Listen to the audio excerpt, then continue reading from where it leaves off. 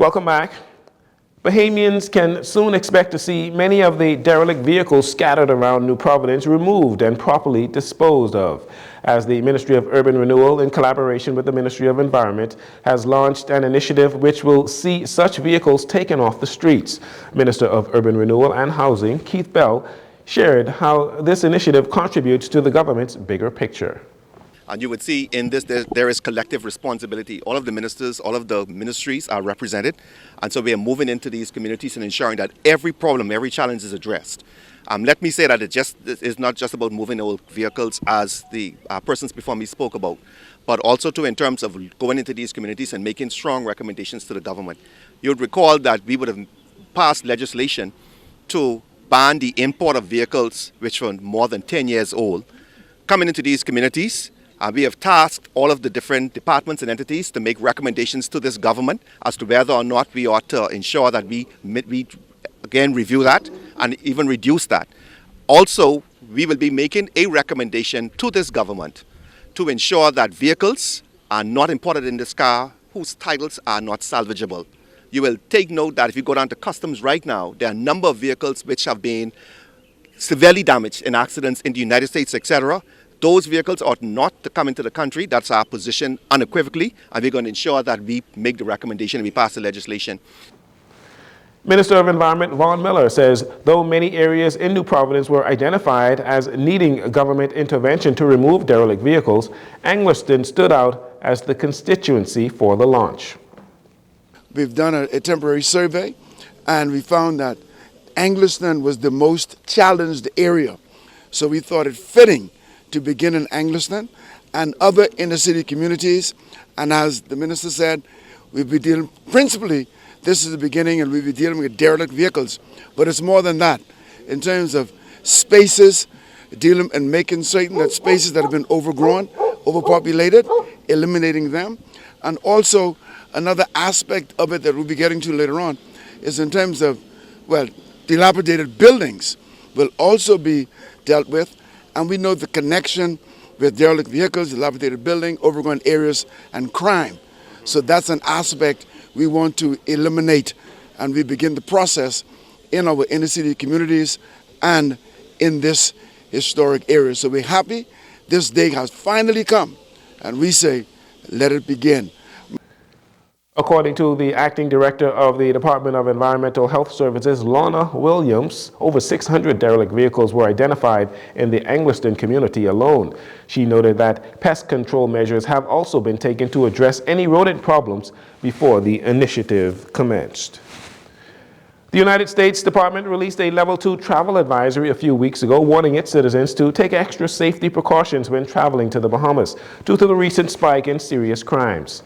On Wednesday, outside the House of Assembly, Deputy Prime Minister and Minister of Tourism, Investments and Aviation, Chester Cooper, shared details on the Tourism 2023 Year-End Review or Year-End Review and the potentials for the new year 2024, with the Bahamas continuing to be a desired tourist destination despite some negative press. Yesterday, we released our year-end report for tourism arrivals. And I can report that we clocked 9.6 million arrivals for the year 2023. This, as you well know, far exceeds our target, our forecast. It far exceeds the record 7 million that we did in 2019. I'm very happy about this. It's great for the country. It sends a signal to the world that our brand remains exceedingly strong. We are a desired destination for travelers from all around the world. Minister Cooper also says the number shows significant growth within the tourism industry, and he hopes that 2024 will reflect the same. We're seeing significant growth in Nassau, but we're also seeing it throughout the Family Islands as well. I can tell you that we're seeing some of the fastest growth in the Family Islands. Bimini is the fastest growing island, followed by Grand Bahama. We're getting the fastest arrivals by air in the island of Grand Bahama. So we're seeing very exciting trends all across the islands of the Bahamas. We're hoping to be able to continue this momentum. Minister Cooper said they are currently working on more projects within the tourism sector to market the Bahamas as well as create more activities for tourists once they get here to the 242. On the crime front, police are actively investigating a shooting incident that occurred on Gladstone Road shortly after 11 p.m. on Wednesday night and left a 33-year-old male hospitalized. The victim was driving south on Gladstone Road when an unidentified vehicle overtook him, followed by another vehicle.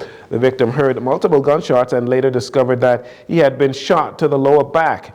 He drove himself to a business establishment on Carmichael Road until authorities and emergency medical services personnel arrived and transported him to hospital for medical care.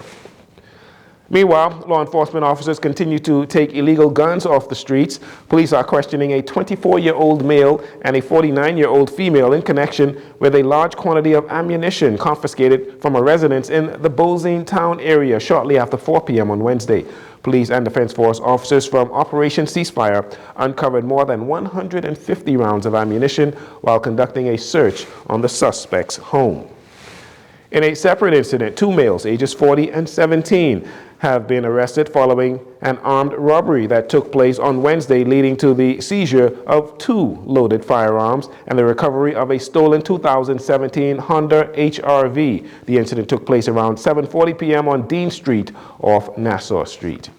In another incident on Wednesday, police successfully seized yet another loaded firearm, this time in the Adelaide Village community. It was shortly after 6 p.m., acting on information when they searched a derelict vehicle, resulting in the discovery of a firearm containing ammunition, along with additional ammunition. No arrests were made.